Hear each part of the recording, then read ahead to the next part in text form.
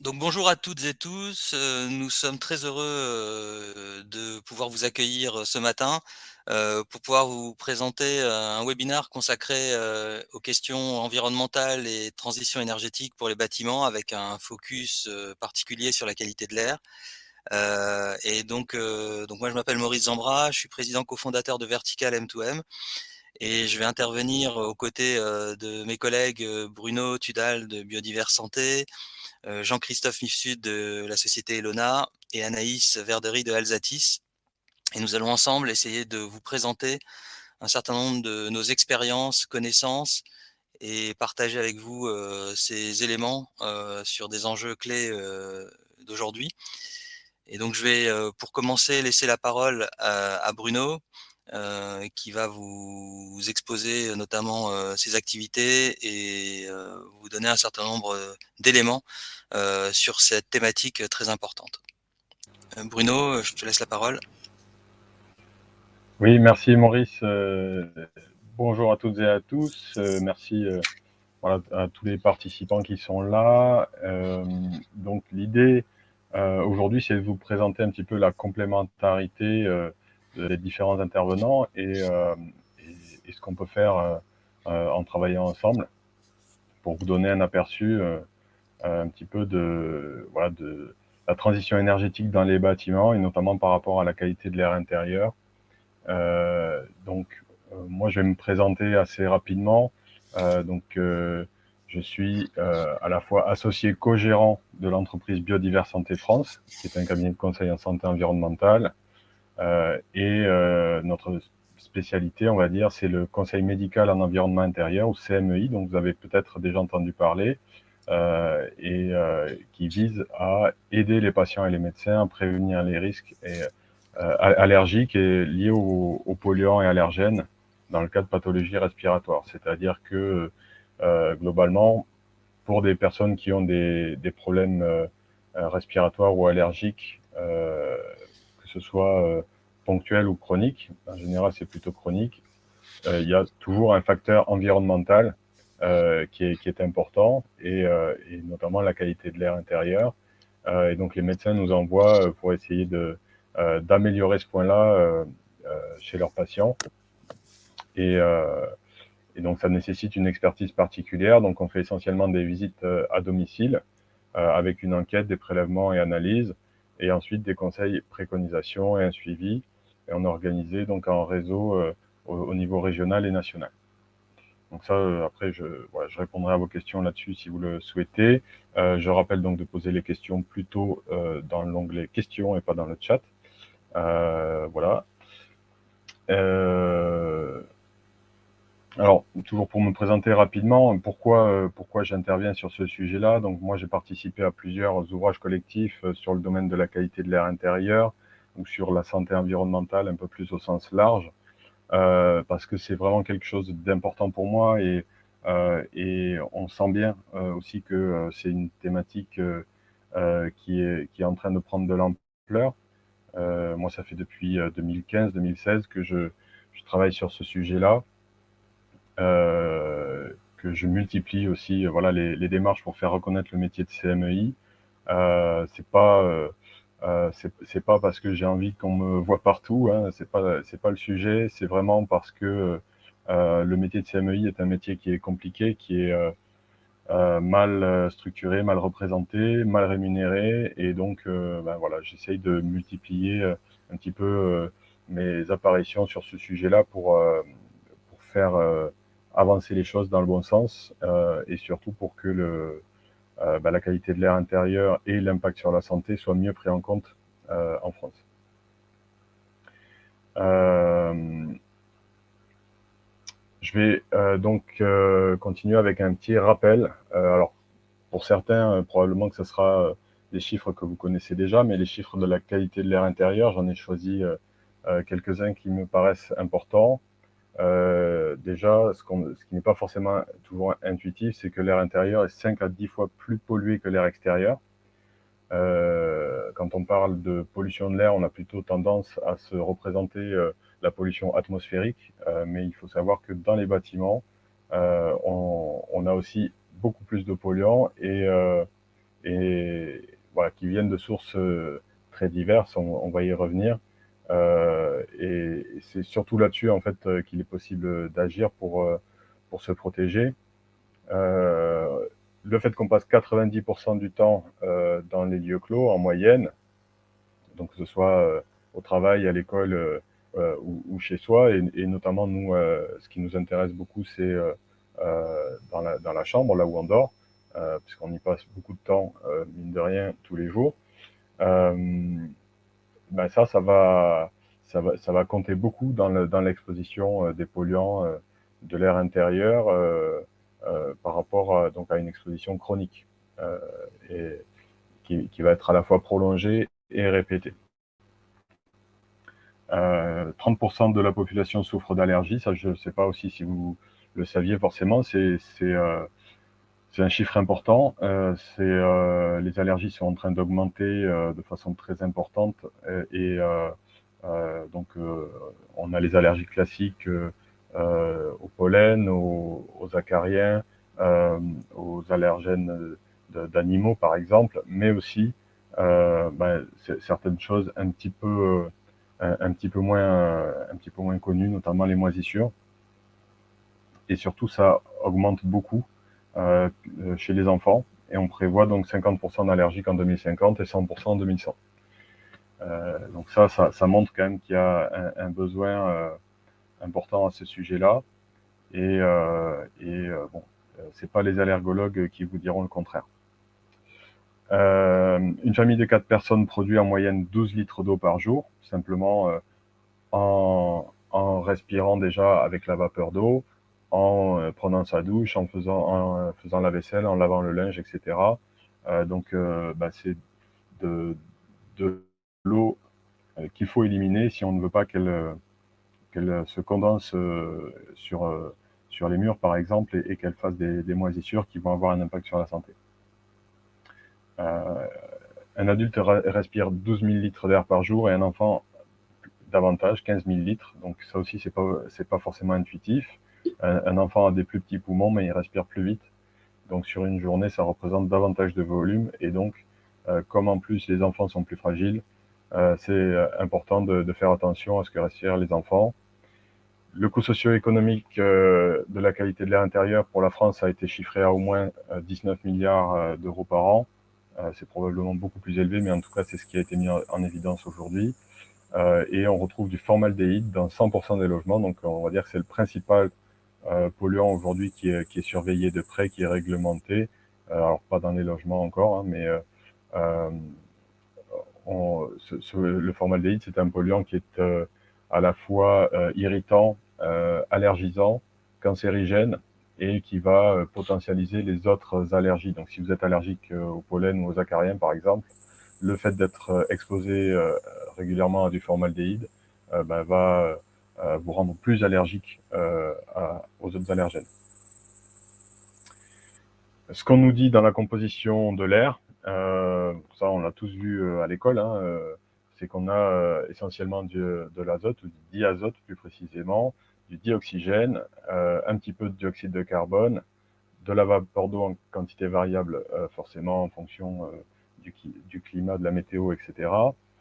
Et seulement 1% de gaz rares et d'autres composés. Et en fait, ce qu'on nous dit moins, c'est que finalement, ce 1%, c'est ce qui est très important pour nous. Donc, ça va se décomposer en 3 catégories. Quand on parle de qualité de l'air intérieur, on parle toujours de 3 catégories de polluants. Donc, on a les polluants chimiques qui peuvent être organiques ou inorganiques, les polluants physiques, notamment avec les particules. Vous avez tous entendu parler des particules fines. On a les fibres naturelles et artificielles, par exemple l'amiante. Et les rayonnements ionisants, ça va plutôt être le radon, par exemple. Et ensuite, les composés microbiologiques qui sont un petit peu plus connus, mais on n'évalue pas forcément le risque pour la santé. Ça va être les bactéries et virus. On l'a bien vu avec le Covid. Hein. Et donc les acariens et les moisissures, par exemple. On aurait pu rajouter les pollens également. Donc, ce qui est très important, c'est que voilà, même si ces autres composés ne représentent que 1%, ils peuvent avoir des graves conséquences pour la santé. Forcément, ça peut aller très loin et justement, en tant que conseiller médical en environnement intérieur, on est aux premières loges un petit peu pour assister à ça et voir la nécessité d'agir en prévention. Et juste pour terminer, donc j'aime bien faire un rappel sur la notion de risque parce que c'est très important dans ce domaine-là.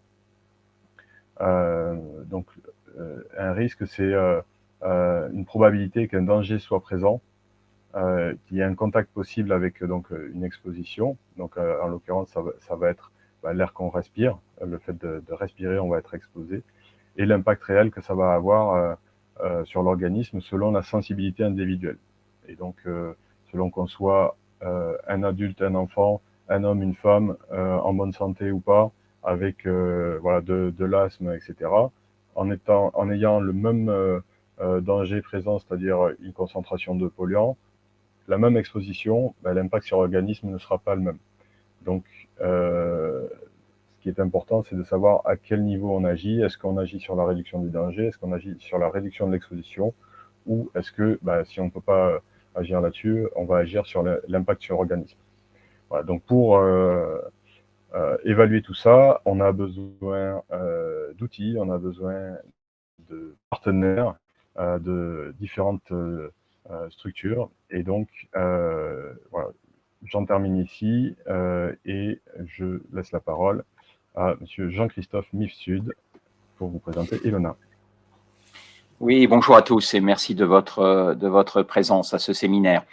Ce que j'ai prévu de voir avec vous, c'est tout d'abord la labellisation des bâtiments. Dans une deuxième phase qui est la qualité de la vie au travail, comment ça se calcule, comment un retour sur investissement, même s'il est difficile de parler de retour avec des hommes et des femmes qui sont en jeu et leur santé, la source d'impact, et je crois que Bruno a bien présenté ces sources et on y reviendra, et enfin bien sûr les modules de mesure qui vont permettre en temps réel de suivre ces émissions et bien sûr d'y remédier. Donc, la labellisation des bâtiments, aujourd'hui, ça devient des paramètres qui, dans les différentes zones au niveau mondial, deviennent des paramètres de qualité. Alors, tout d'abord, le HQE, qui est principalement le paramètre utilisé en France, qui est la haute qualité environnementale, qui existe depuis 2008 et qui va s'appliquer à 14 catégories du bâtiment. On va y revenir sur l'énergie, sur son confort.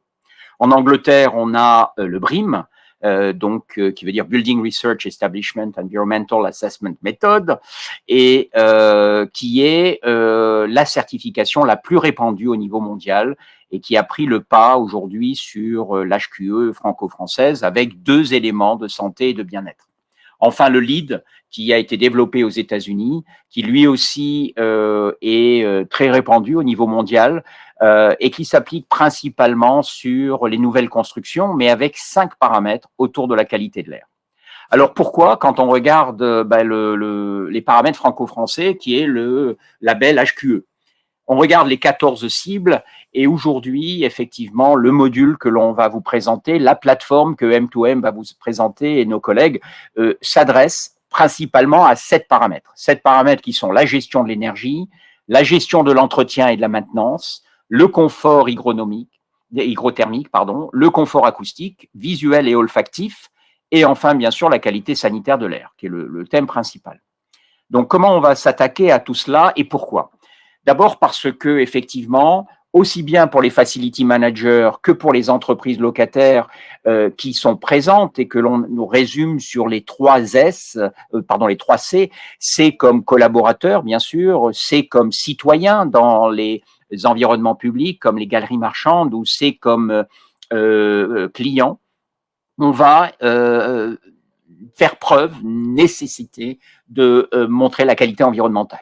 Et cela, d'abord, comme vous le voyez, augmenter l'attractivité du bâtiment, réduire son obsolescence, notamment en termes de maintenance prédictive, augmenter l'argumentaire, on va le voir dans 1 ou 2 exemples, et bien sûr, surtout, surtout améliorer la qualité de vie au travail des occupants ou de leur présence. Pour les entreprises locataires, bien sûr, c'est une image pour les nouveaux collaborateurs, pour lesquels ces paramètres deviennent extrêmement importants, on va y revenir, et bien sûr une prise en compte dans le quotidien et dans la remédiation de ce quotidien. Alors, comment on va le faire? Eh bien, on voit qu'aujourd'hui, c'est une photo que l'on a prise du côté de Neuilly. Effectivement, cette dimension, elle devient extrêmement importante dans la promotion de l'environnement, dans la reconstruction de la confiance des collaborateurs ou des citoyens aux espaces qui leur sont proposés. Et bien sûr, les responsables RH, les responsables RSE, les responsables environnementaux sont au premier rang de cette interrogation. Alors, la santé et la qualité de la vie au travail, eh bien, ça se calcule. Ça se calcule et il y a des paramètres qui sont disponibles. Et pourquoi? Parce qu'effectivement, cette santé, eh bien, on commence à en mesurer l'impact et que les collaborateurs remontent un certain nombre de problématiques. Effectivement, 6 employés sur 10 aujourd'hui estiment que leur environnement a un impact positif ou négatif sur leur efficacité, leur productivité. Et ce que l'on voit, c'est que la qualité de l'air arrive en tête, avec près de 58% des personnes interrogées, mais pas seulement, la lumière, la qualité, et on voit bien sûr dans une moindre mesure aussi les problématiques d'acoustique et de température. Et donc, important de mesurer, important d'améliorer. Voilà un impact, une mesure d'impact qui a été publiée dans la Harvard Business Review il y a à peu près 3 ans, qui montre qu'effectivement, quand on s'attaque à l'amélioration de l'environnement, l'amélioration du bien-être, eh bien, on a un retour sur investissement. Un retour sur investissement à moyen long terme, qui est décrit là par la diminution du nombre de journées maladie, la diminution des présences non effectives ou des burn-out et une augmentation de la productivité. Mais on a aussi des impacts à court terme, notamment sur l'empreinte énergétique et l'empreinte carbone. Et donc, aujourd'hui, cette qualité de vie au travail se calcule et aujourd'hui, cet indice de bien-être au travail, l'IBET, est publié chaque année par le cabinet Mozart Consulting et il est estimé en France aux environs de 14 500 €.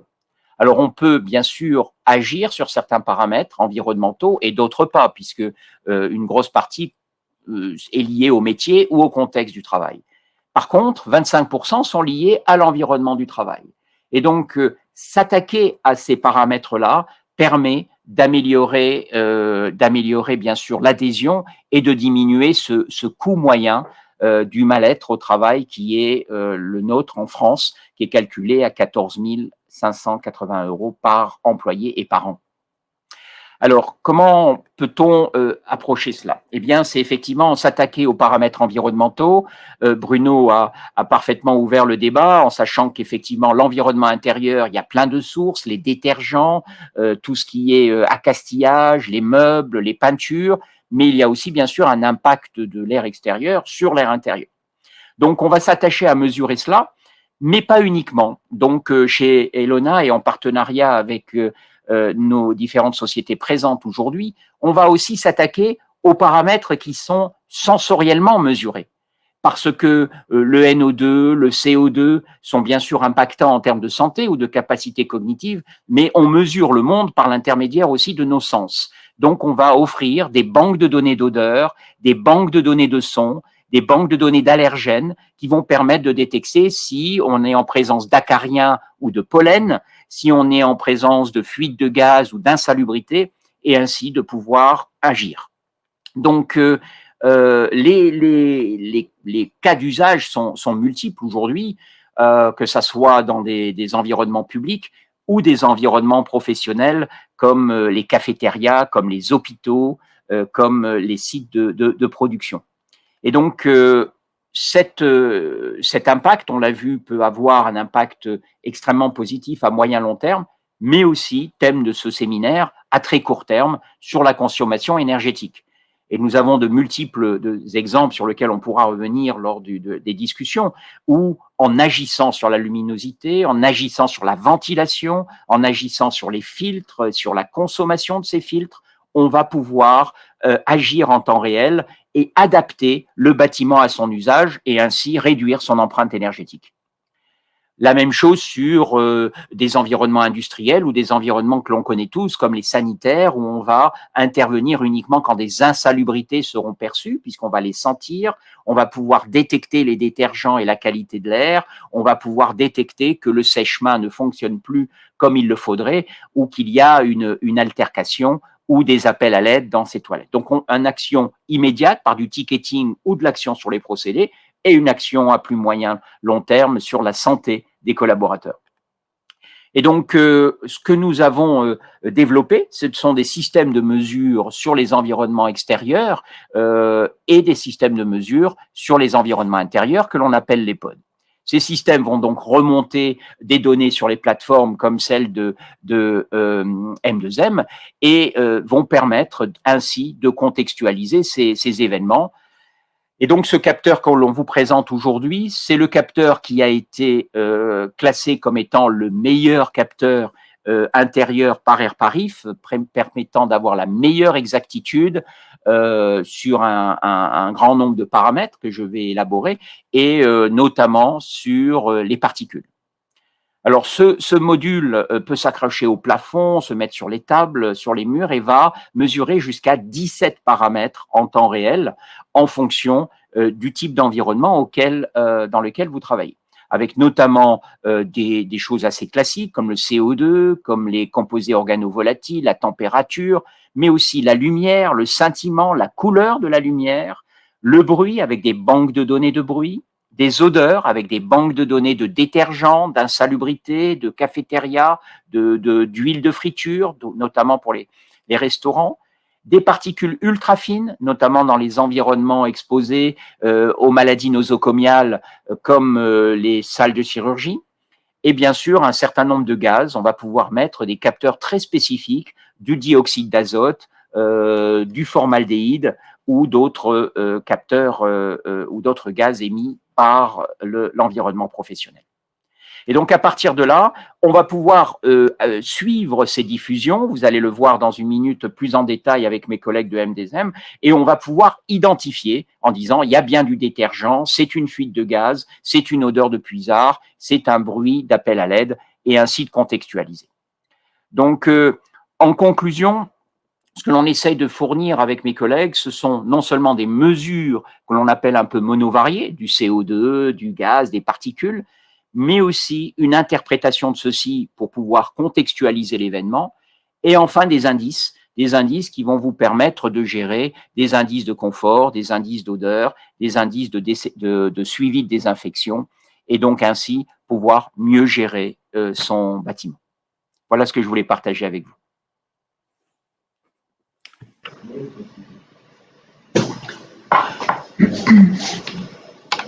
Merci Jean-Christophe. Je vais prendre la suite. Anaïs Ordery, je travaille pour Alsatis, nous sommes opérateurs télécom, et dans une des slides que Jean-Christophe vient de passer, vous avez eu un schéma qui expliquait que voilà, il y avait les capteurs et puis qu'on passait sur un réseau, qu'on continuait jusqu'aux données. Et moi, je vais vous parler de cette partie réseau. Alsatis, opérateur télécom, on existe depuis une petite vingtaine d'années, historiquement pour apporter le très haut débit dans les zones blanches en attendant l'arrivée de la fibre. Alors la fibre n'est pas encore arrivée partout, nous on est toujours là, mais surtout on a développé nos activités. Et aujourd'hui, nous sommes également présents sur tous les sujets d'aménagement numérique du territoire, de réseau, d'IoT, de 5G, bref, c'est assez large, on a plusieurs activités.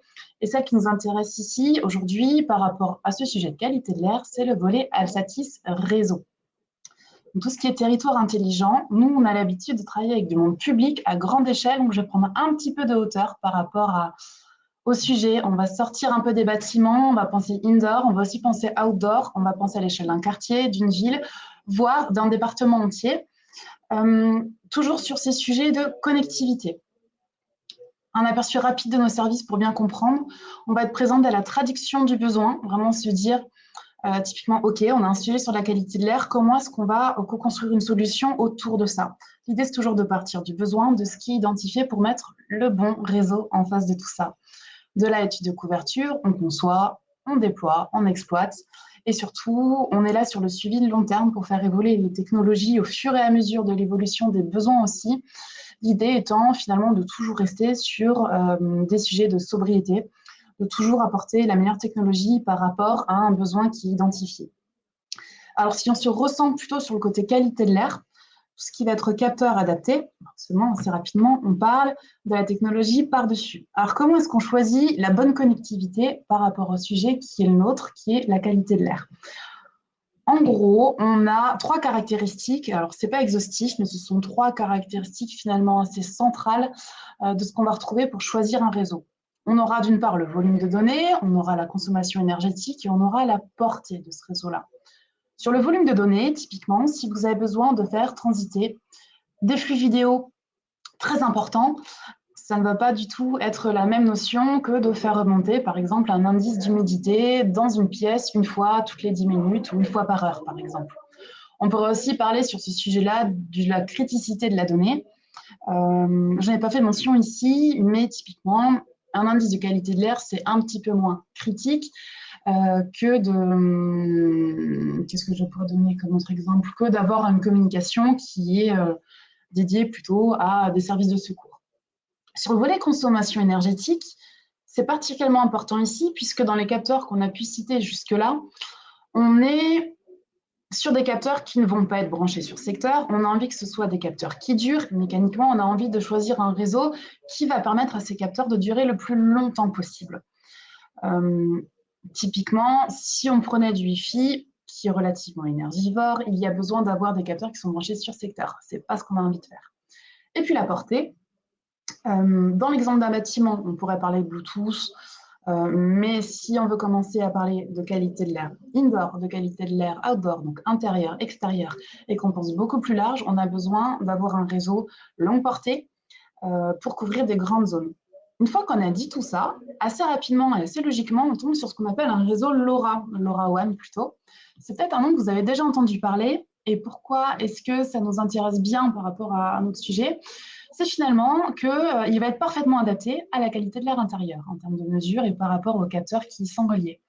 Si on passe sur les débits, alors 0,3 à 50 kbps par seconde, ça ne vous parle peut-être pas beaucoup, mais pour vous donner un petit indice de référence, c'est plus bas que les technologies 2G que vous aviez à l'époque pour vous apporter uniquement un petit SMS en plus des appels.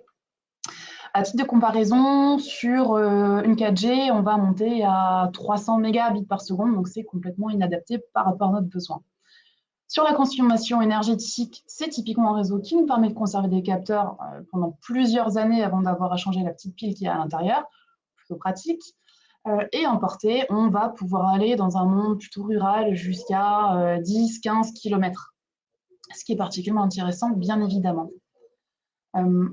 Un réseau LoRa, pour bien vous montrer comment ça fonctionne, alors je ne vais pas rentrer trop dans le détail parce que je risque d'en perdre quelques-uns parmi vous, mais nous avons sur la gauche de l'écran les quelques capteurs. Alors on parle de qualité de l'air, mais j'y reviendrai, on peut mutualiser des usages une fois qu'on se dit qu'on met en place un réseau LoRa. Parmi ces capteurs-là, vous avez typiquement ceux qu'a cité Jean-Christophe juste avant. Donc on va avoir la qualité de l'air, on peut aussi avoir de l'humidité, on peut avoir des capteurs de vibration, des capteurs de flux, de présence. On en a énormément, plusieurs centaines de possibilités, peut-être même plus, je n'ai pas les chiffres exacts sur les capteurs. On va vous mettre ce qu'on appelle une gateway, donc une passerelle LoRa un petit peu après. Cette passerelle-là, son rôle, c'est de récupérer l'ensemble des informations relevées par les capteurs dans sa zone. Puis derrière, un cœur de réseau privé qui, à son tour, agrège ce que détectent les passerelles, sachant que, autre spécificité des réseaux LoRa, ce sont vous pouvez les mettre assez facilement un petit peu partout, que ce soit sur une antenne, mais que ce soit sur le toit d'un bâtiment, à l'intérieur, à l'extérieur.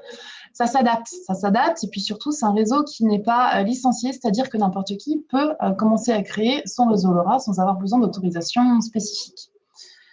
Une fois que le cœur de réseau vous appartient, il a récupéré toutes les informations qu'il avait à récupérer et il le pousse jusqu'à l'application. Et là, ce sera la partie verticale M2M qui vous sera expliquée tout à l'heure. C'est grâce à tout ça qu'on va pouvoir récolter, analyser, traiter la donnée pour pouvoir finalement prendre l'ensemble des décisions, l'ensemble des actions qui vont nous permettre de corriger ou d'optimiser tout ce qu'on aura capté.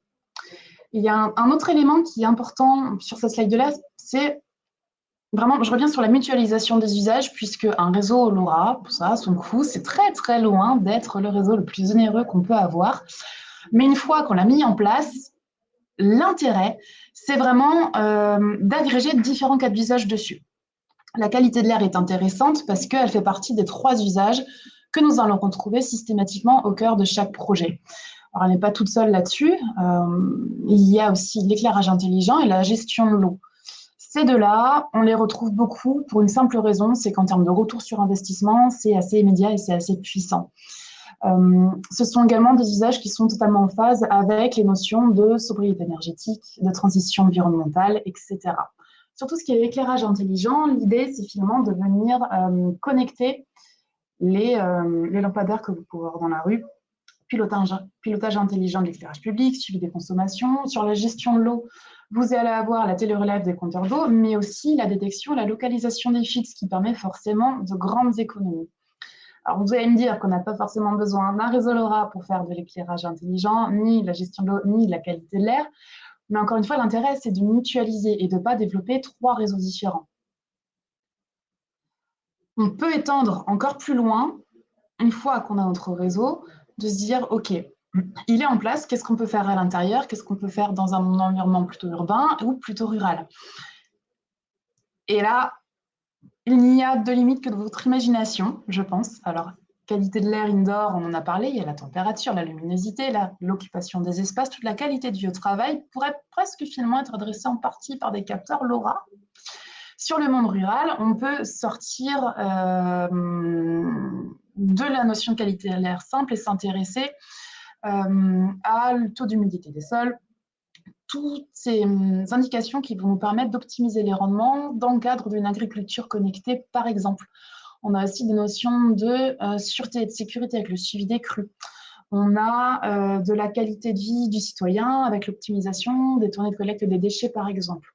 Et si on revient dans le monde urbain, on reprend un petit peu ce que Jean-Christophe a pu dire juste avant aussi, on a de la pollution sonore, on a de la mobilité urbaine, et puis l'optimisation du trafic via les places de parking connectées, par exemple. On peut imaginer tout un tas de choses.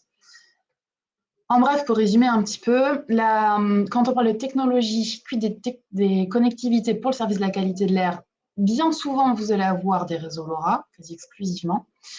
La qualité de l'air, oui, donc indoor, outdoor, avec toutes les caractéristiques que ça comprend, mais aussi et surtout la mutualisation des usages pour penser plus large.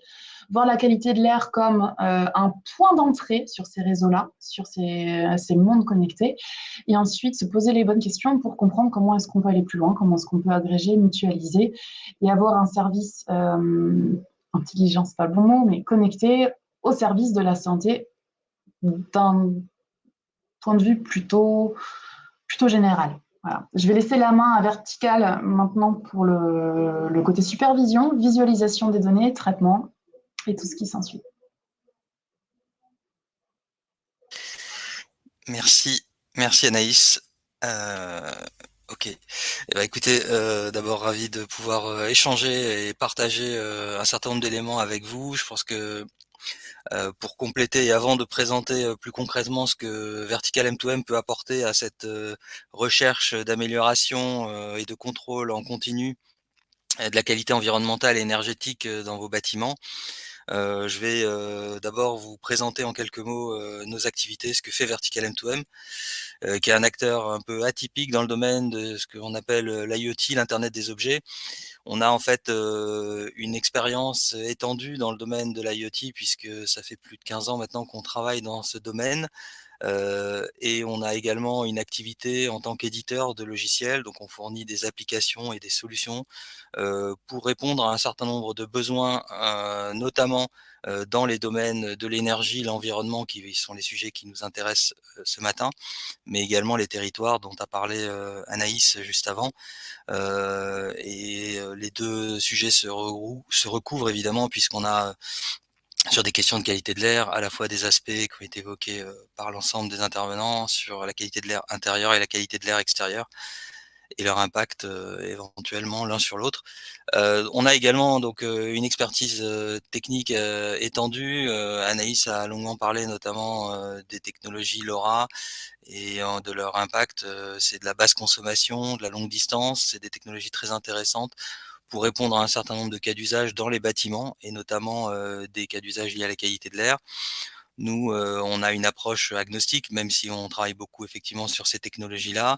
Et depuis longtemps, on travaille sur l'ensemble des technologies innovantes de l'internet des objets pour permettre justement la remontée efficace de l'ensemble des données et des cas d'usage qui peuvent être utiles à des applications, notamment liées à de l'environnement ou de l'énergie. Donc on travaille évidemment sur la technologie LoRa depuis déjà depuis presque 8 ans maintenant, sur les technologies Sigfox, qui sont une technologie également concurrente depuis 2016, sur les technologies cellulaires, notamment qui sont NB-IoT ou LTE-M depuis 2019, et puis de façon générale aussi sur les sujets liés à la 5G depuis 2017 avec des projets européens auxquels on a participé. On est membre de la French Tech et on a même, pour apporter notre pierre à l'édifice de la construction de l'écosystème IoT sur le marché français, on organise aussi depuis l'année dernière un événement annuel donc qui a lieu en avril, qui aura lieu cette année en avril également, qui s'appelle l'IoT des France et auquel je vous invite d'ailleurs à vous inscrire. C'est une inscription gratuite et qui a d'ailleurs cette année pour thème les économies d'énergie durables grâce à l'IoT. Et donc en fait, on a également non seulement une approche technique et technologique, mais aussi une approche métier. On essaye de bâtir des solutions de bout en bout pour faciliter l'utilisation des objets connectés et de l'internet des objets. Et on participe également à un certain nombre de clusters, d'écosystèmes dans le domaine des métiers, notamment des territoires durables, de la gestion de l'eau ou des bâtiments. Et on a aussi évidemment des clients comme des territoires qui peuvent être des lieux particulièrement intéressants pour le déploiement de tous ces cas d'usage à l'intérieur des bâtiments et hors des bâtiments. Alors, nous, en fait, effectivement, pour compléter l'ensemble du tableau et du panorama qui vous a été dressé sur évidemment les impacts, les enjeux de la qualité environnementale et de la qualité de l'air en particulier dans les bâtiments, mais aussi son lien avec l'énergie. Nous, en fait, on a développé une solution qui s'appelle CS Air Quality. L'objectif, c'est de pouvoir, avec un écosystème de partenaires, apporter des solutions qui s'adaptent à l'ensemble des contraintes de vos territoires et des bâtiments. Donc, vous pouvez utiliser, vous pouvez vous baser sur vos propres réseaux télécoms ou IoT déjà existants, mais vous pouvez aussi vous appuyer sur de la connectivité publique ou construire de la connectivité privée, comme l'a présenté Anaïs avec l'aide d'Alsatis. Et puis, on a également la capacité de vous proposer des capteurs, et donc des capteurs comme ceux d'Elona sont particulièrement intéressants parce que ils vont permettre d'adresser un grand nombre de sujets liés à l'environnement de façon très précise et de faire une analyse très poussée ensuite, une restitution très poussée de ces informations, et donc aussi bien en intérieur qu'en extérieur.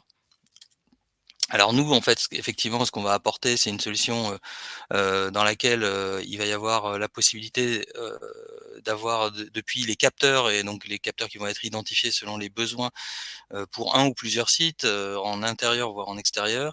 Dans une logique territoire et donc d'être capable ensuite d'agréger les briques de connectivité dont vous aurez besoin, donc les capteurs, la connectivité, l'environnement de gestion et pour l'ensemble de vos capteurs et de vos ressources techniques et puis ensuite les applications qui vous permettent d'analyser, de restituer, de collecter et de traiter l'ensemble des données dont vous avez besoin pour pouvoir faire produire l'amélioration et constater, on va dire, l'évolution de cette qualité de l'air dans vos bâtiments et avec l'appui de sociétés comme Elona ou celle de Bruno avec Biodivers Santé, vous allez pouvoir faire une analyse très poussée de l'ensemble de ces paramètres et de ces éléments restitués.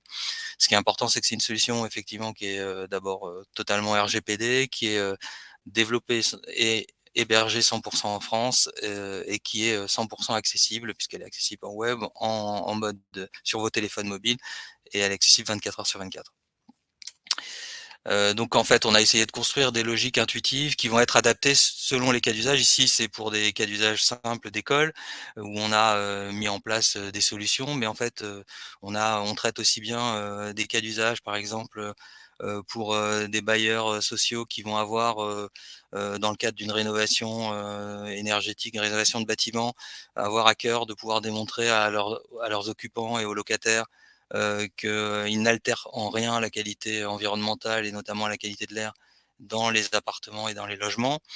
Donc c'est des premiers cas d'usage. Vous allez avoir effectivement le cas d'usage dans les territoires où des villes vont avoir déployé dans l'ensemble des écoles des systèmes de monitoring de la qualité de l'air pour pouvoir notamment s'assurer du respect des paramètres environnementaux.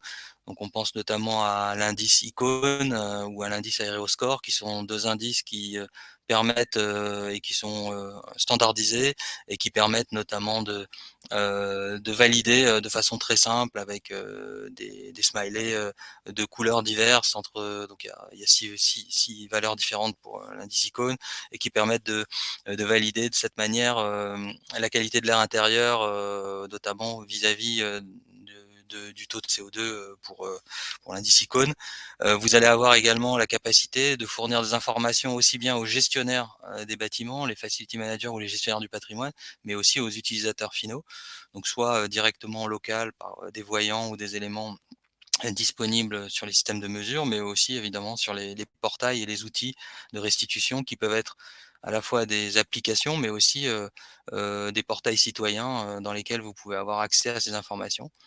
Donc ça, c'est dans ces contextes-là. Et puis même dans les contextes industriels, puisqu'on a des bâtiments industriels qui utilisent évidemment toute cette mesure de qualité de l'air pour pouvoir contrôler et s'assurer de la qualité d'un process industriel, notamment dans l'agroalimentaire. On pense à des centaines de capteurs de CO2 de qualité de l'air qui ont été déployés pour pouvoir garantir finalement une qualité et une qualité effectivement à l'intérieur des bâtiments. Donc ça, c'est différents types d'applications avec différentes interfaces qui sont rendues disponibles depuis notre outil, depuis CS Air Quality, en fonction finalement de la typologie du besoin et des fonctionnalités attendues. Alors ce qui est intéressant, donc effectivement, c'est qu'avec ces solutions, on va avoir, d'abord tout l'historique parce qu'en fait, ce qui va être intéressant, c'est de faire une amélioration en continu du processus de suivi environnemental et donc c'est important de savoir d'où on part et où on est et où on va et de produire à partir de là, par exemple, par des recommandations qui peuvent être faites, par la société de Bruno, par exemple, de pouvoir, finalement, mettre en œuvre, des mesures qui peuvent d'ailleurs induire, l'utilisation supplémentaire de systèmes de mesure, de capteurs, d'actionneurs, de contrôleurs. Mettre en œuvre des mesures qui vont améliorer la qualité de l'air à l'intérieur du bâtiment et améliorer la qualité sanitaire et environnementale du bâtiment.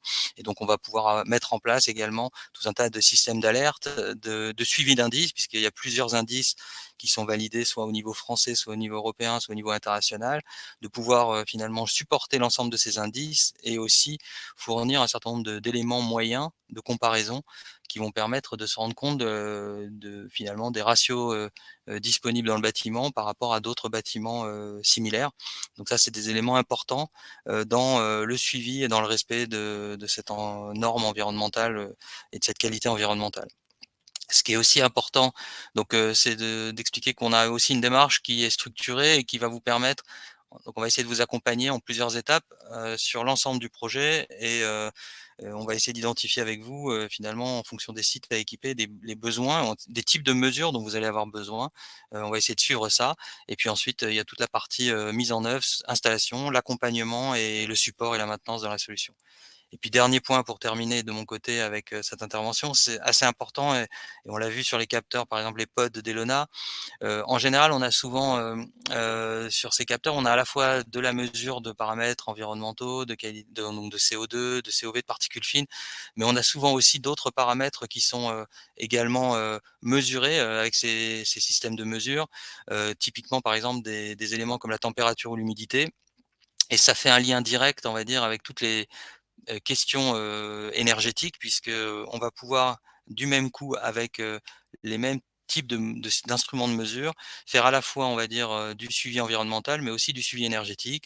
On va pouvoir s'assurer du respect de la température de consigne. Je pense notamment à un cas qu'on a dans des territoires avec le déploiement dans des écoles où les mêmes capteurs servent à la fois à cette qualité de l'air, au suivi de la qualité de l'air et à des premiers éléments, puisqu'on a notamment cet hiver un certain nombre de consignes gouvernementales qui ont été imposées sur le respect de températures en dessous de seuil de 19 degrés par exemple, avec un certain nombre de seuils.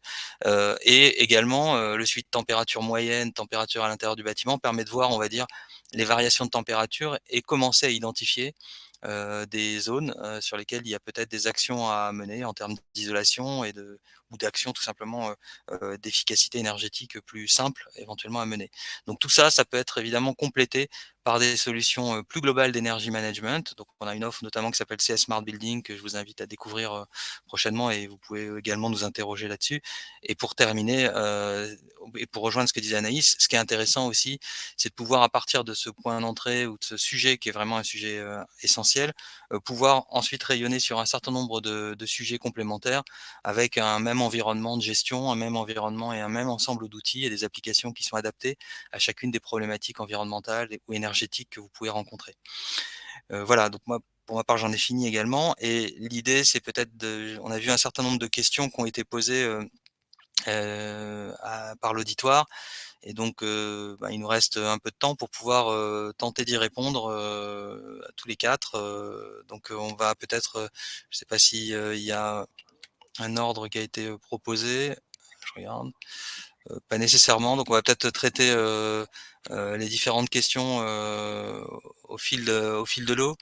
Donc il y a eu une première question qui a été posée sur la liaison en fait entre l'utilisation combinée en fait de capteurs de qualité de l'air avec et la jonction avec des systèmes de ventilation, des systèmes de ventilation, des centrales de traitement de l'air. Donc en fait l'idée c'est de pouvoir, si je comprends bien, faire le lien entre les deux systèmes. Donc oui, effectivement, enfin, alors je ne sais pas si Bruno ou Jean-Christophe vous souhaitez vous exprimer. Je pense Ouais. qu'effectivement, il y a de l'intérêt hein, à faire en fait, à rendre plus intelligent plus intelligente la gestion de la qualité de l'air et justement l'IoT et l'utilisation conjuguée d'objets connectés de différentes natures permet sans doute de répondre à ces besoins-là. Oui, tout à fait.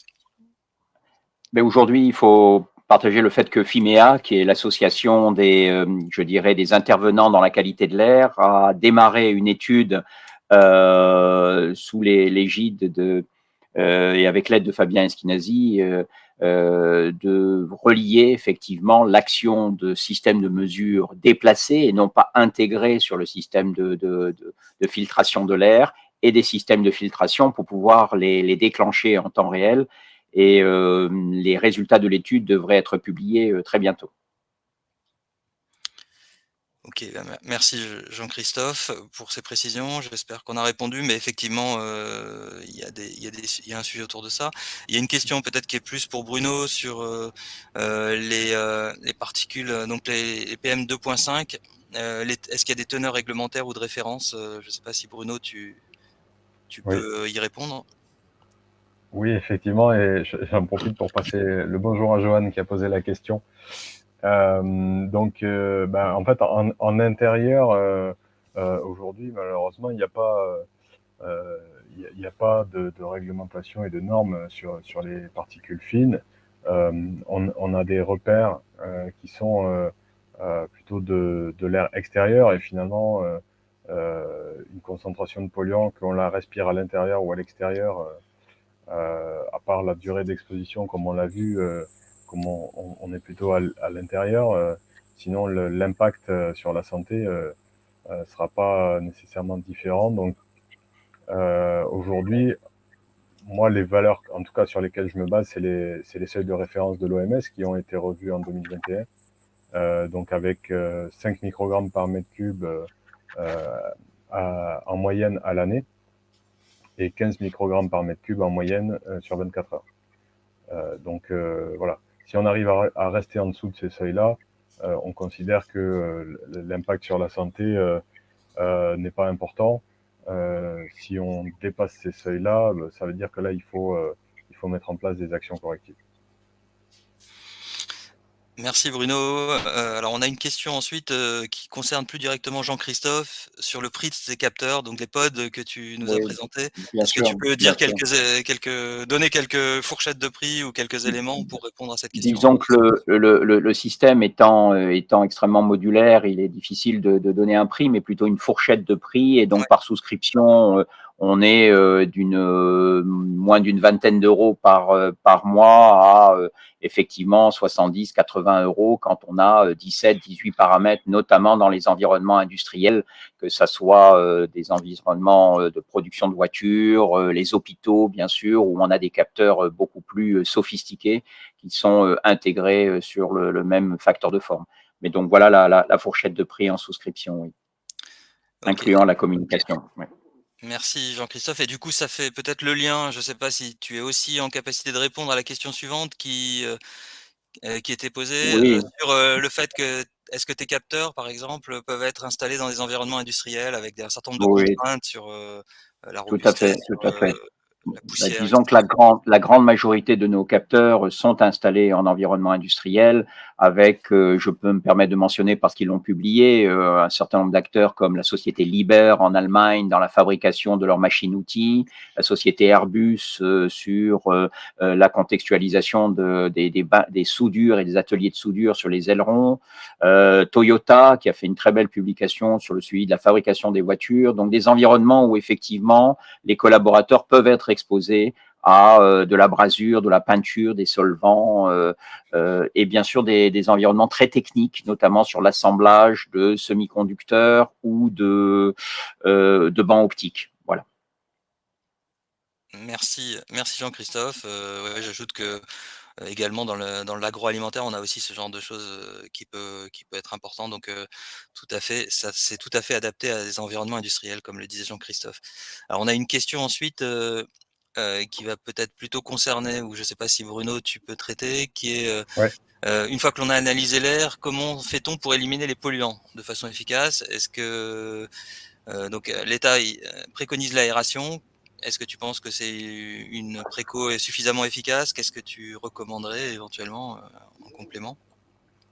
Oui, bonjour Alain. Et donc effectivement, l'aération, c'est la première chose à laquelle il faut penser de toute façon. Il n'y a pas de doute là-dessus, parce que c'est une solution de court terme. Euh, quand on est exposé à un polluant à l'intérieur, voilà, soit on le repère par rapport à un capteur, soit c'est nous le capteur et on commence à tousser par exemple ou à être gêné. Et donc la première réponse à apporter, c'est d'aérer si on peut. C'est pas toujours possible et ça, c'est quand même très important de le mentionner. Il y a, il y a des études du CSTB et de l'OQAI qui ont été faites sur ce sujet-là, notamment dans les écoles en particulier, hein, qui montrent que c'est important d'aérer les salles de classe pendant 10 minutes. C'est pas nécessaire d'aérer plus longtemps, mais au bout de 10 minutes, on a suffisamment fait baisser le niveau de CO2, notamment. Et dans tous les cas, ça va diluer en fait les polluants qui sont présents à l'intérieur.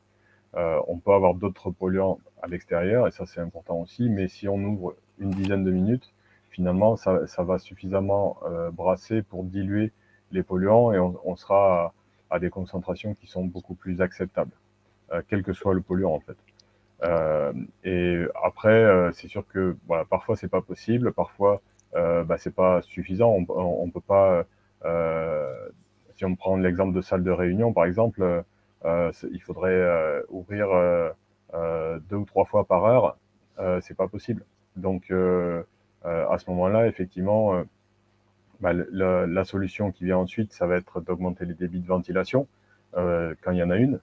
Et voilà pour favoriser le renouvellement d'air de façon permanente. Ça, c'est un point très important et qui est valable aussi dans les logements. Et si on ne peut pas, à ce moment-là, on va s'intéresser davantage au traitement de l'air, notamment par les purificateurs. Mais il faut que ça soit ciblé, adapté à l'usage. Il faut aussi avoir en tête que les purificateurs d'air ne traitent pas le CO2. Donc, quand on a des problèmes de concentration de CO2, de toute façon, il n'y aura que l'apport d'air neuf qui permettra de résoudre ça. Merci Bruno pour ces explications. Alors on a une question qui peut concerner à la fois Anaïs. Anaïs, si tu veux t'exprimer sur les antennes LoRa, est-ce que tu as des antennes LoRa? Sinon une SIM est nécessaire sans gateway, je pourrais répondre aussi après, mais peut-être si tu veux t'exprimer sur le Ouais. sujet. Deux questions. Avez-vous des antennes LoRa? Alors nous, on est plutôt sur des réseaux privés, c'est-à-dire qu'on va concevoir un réseau LoRa qu'on vend ensuite à un client. Le réseau lui appartient. Donc nous, on a les antennes, mais on les vend derrière. Si on l'exploite, ça ne nous appartient plus. Donc j'aurais tendance à répondre non. Il existe aussi le réseau LoRa d'Orange, typiquement, qui lui est opéré. Alors si dans la zone que vous cherchez à couvrir, la couverture est bonne, pourquoi pas? Auquel cas, il faut payer à la donnée.